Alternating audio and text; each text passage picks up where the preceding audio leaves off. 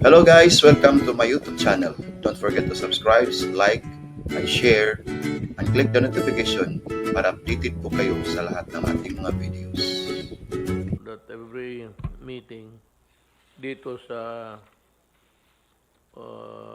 pag-usap natin sa taong bayan, that I will read the persons who are now under quasi judicial or judicial scrutiny.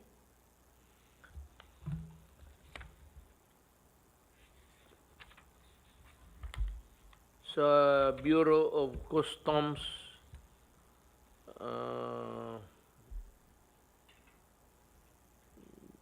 dismissed from the service na to, tinanggal na.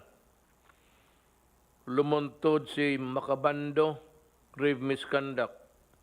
He was fired by the Ombudsman. Engineer Ramon Hernandez, gross neglect of duty, grave misconduct. He was dismissed by the Ombudsman. Raymond Cabigon, gross neglect of duty, conduct prejudicial to the best interest of the service, dismissed by the Ombudsman. Hale Sinen Gamil, gross misconduct of duty, grave misconduct, dishonesty. Pati kasali dito si Raymond Cabigon, to him, pareho sila, dismissed from the service. Vincent Butch Gambua, grave misconduct, dismissed by the Ombudsman. Vincent Butch, Attorney Laicio Martinez, gross neglect of duty, grave misconduct, conduct prejudicial to the best interest of the service, fired by the Ombudsman. Filomeno Salazar, gross neglect of duty, grave misconduct, conduct prejudicial to the best interest of the service, dismissed by the Ombudsman. Vicente Torres, gross neglect of duty, grave misconduct, conduct prejudicial to the best interest of the service, dismissed by the Ombudsman. Ganoon na ho karami ang in addition yung nauna na nawala, naunahan sila. Ito ang ano sa dismissed by the Ombudsman. Renly Tinana, grave misconduct, conduct grossly prejudicial to the service, fired by the Ombudsman. J.B. Raul U. Cometa, gross misconduct of duty, conduct prejudicial to the best interest of the service, fired or being investigated by the Ombudsman. Agnes Fabian, Bureau of Customs, with a firm decision from DOF, dishonesty, dismissed from the service. Alan Pagkalinawan, grave misconduct, conduct prejudicial to the best interest of the service, the decision by the Customs was affirmed by the Secretary of Finance. Ramon Aquilan, grave misconduct sa BOC, dismissed from the service. Lahat pa na to. Aristotle Tumala, grave misconduct.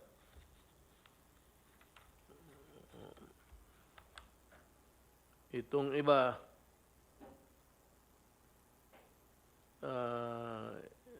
I think they are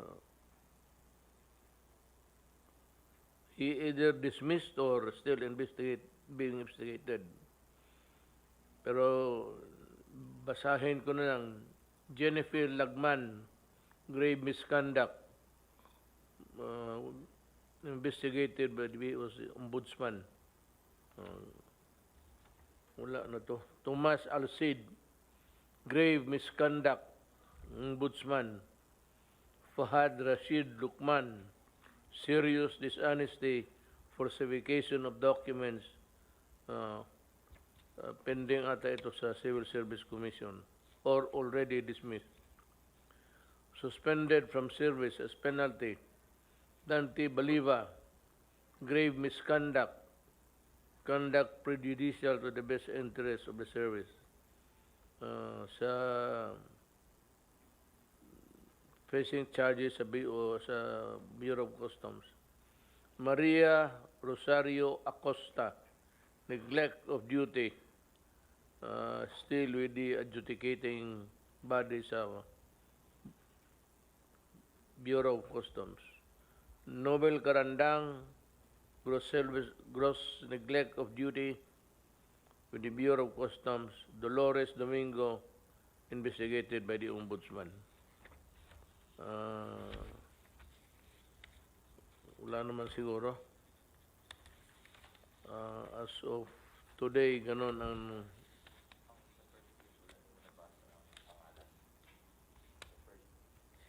ang meron dito. Oo. Preventive suspension. PhilHealth. Jovita Aragona. Grave misconduct, serious dishonesty, conduct prejudicial to the best interest of the service, being investigated by the Ombudsman. Calixto Gabuya Jr., same PhilHealth, being investigated by the Ombudsman. We can expect shortly the decision of these cases. Next week, we are still investigating DPWH. Ang DPWH, ang pinaka-racket dyan is yung Ghost Project. So walang delivery Ghost Project. Marami yan. Karamihan yan, it's the regional director. Ipapalabas nila na may project ito, but wala. So the best way is to conduct an audit of those projects to determine if they are ghost projects or not. And I think they are plenty. And I dare say that ang pinakamarami siguro matanggal would be from DPWH. I really intend to clean government. At least kung hindi ko kaya, maminus-minusan ang kurakot sa gobyerno.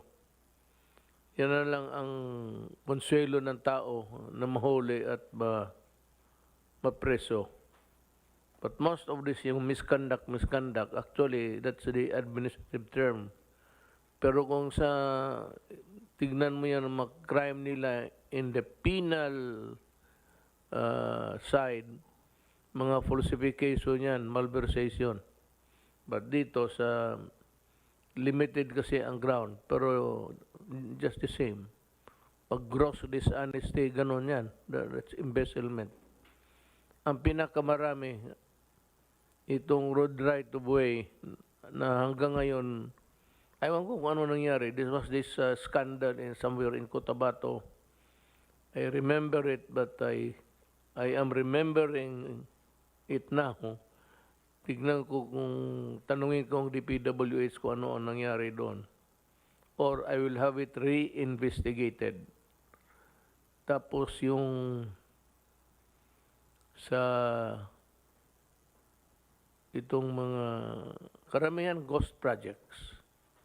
Yan ang ano dyan. Yung iba naman, kagaya ng public works na nakita ninyo, yung kubeta na walang cover na puro nakahilira lang yung bowl ni Duro. Walang division, wala lahat. Yung mga putang yan ang klaseng trabaho.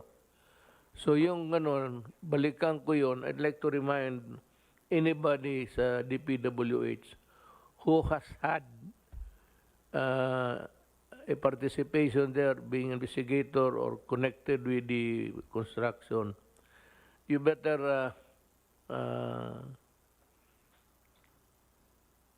you report to me. Tanungin ko kayo kung paano ako magdumi kung ganito na para kaming classmate, seatmate kami ng tangin.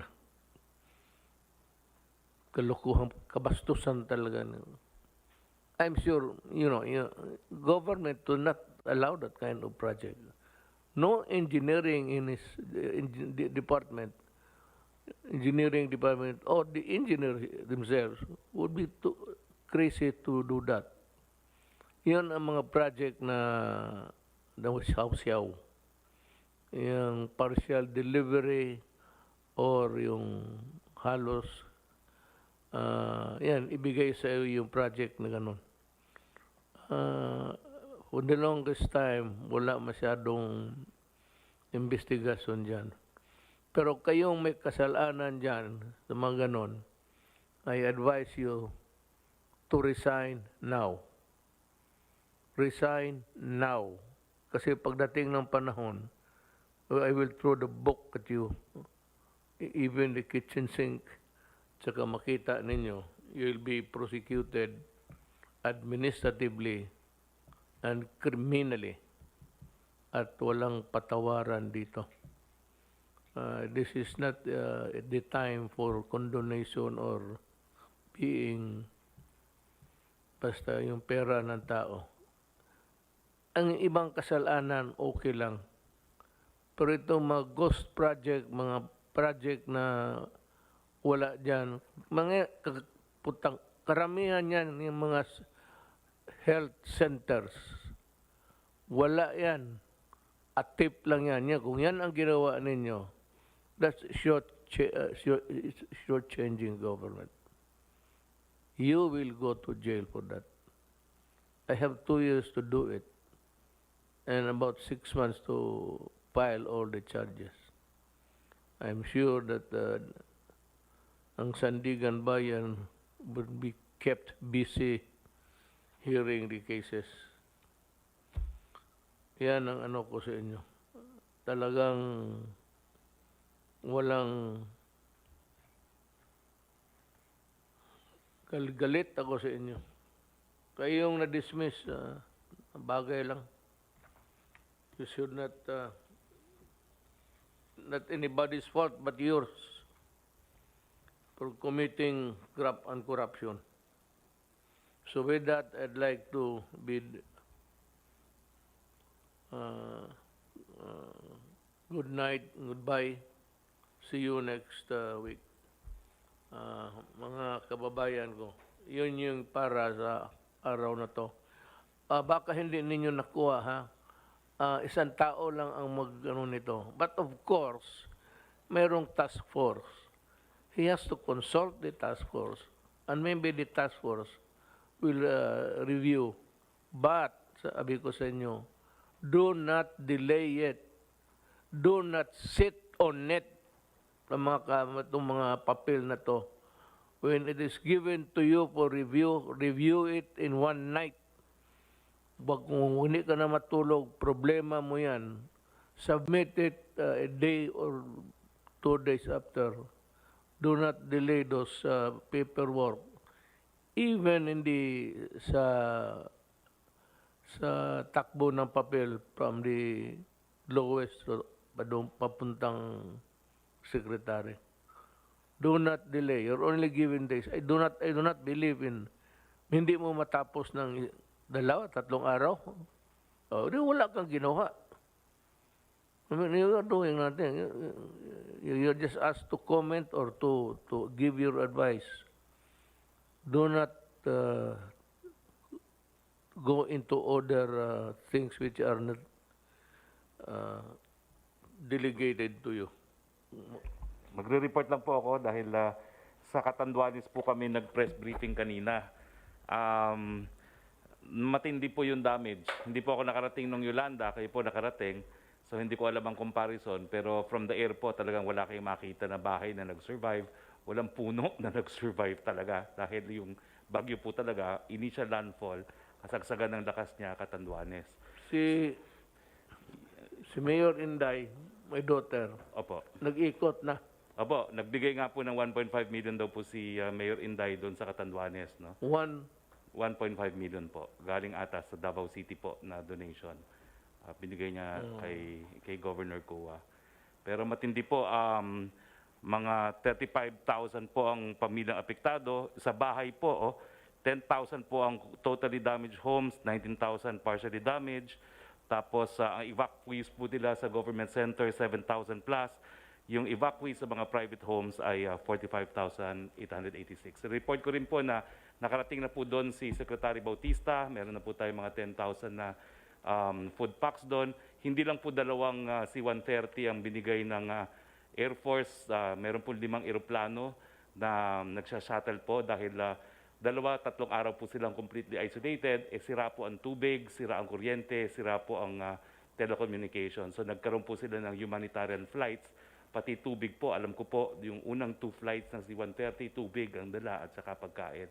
Pero ang mabuting balita po, si Secretary Tugade, natanggal na po yung lumubog na roro sa pier, kaya hindi sila makapagdala dati ng supplies by sea dahil may lumubog na roro. Ngayon po natanggal na yon. So magsisimula na rin yung roro at makakarating na po yung relief goods also by sea. Pero sa tindi po ng danyos na nakita ko, baka kinakailangan po parang Yolanda-like ang rehabilitation kasi 19,000 homes po sira. No? At nakikita nyo naman po from the air, ang mga nag-survive lang, yung mga commercial buildings, pero lahat po sila may damage din dun sa downtown. At nagpapasalamat naman po sila dun sa mabilis na action ng national government. Pagkaalis po ng bagyo, na-connect natin sila sa pamamagitan ni SND sa OCD by VSAT at dun po na isa-isa naman kung anong kailangan. At the following day, si OCD po, si SND at saka si Yusek Halad nagsimula na ng humanitarian flights. So mabuti naman po ang yung pagtanggap ng tulong natin at they are very appreciative. Nagpa-receive lang po ako ng letter galing kay Governor Kua dito po sa PMS ngayon. Saka kasama po yung mga pictures. Sa I'd like also to comment about to si Rowley sa DSWD. He was well ahead. He was there already when the typhoon was ongoing. So, ano niya, baka nga sabi mo with the number of flights from the Air Force, it could be nakulang talaga. But we are transporting the goods as fast as we can. And this may be a redundant explanation, but ulitin ko lang sa mga tao hindi alam, ay umuwi ako ng probinsya sa Davao kasi araw ng patay. Yun yung araw na kasagsagan ng dumaan ang bagyo. Gusto ng iba na nandito talaga ako pagdating ng bagyo. Gusto nila salubungin ko yung bagyo. They want me to commit suicide also. So, but the following day, kinabukasan, mga alas 3, nag-touchdown na ako sa Naya. Tuloy na ako from the Naya Airport, diretso na ako sa Bicol. Ginubatan, naglanding ako doon. Kinausap ko yung mga tao. But I also had an accurate view of the destruction wrought about by the typhoon. Umuwi ako kasi patay na ang nanay ko pati tatay ko.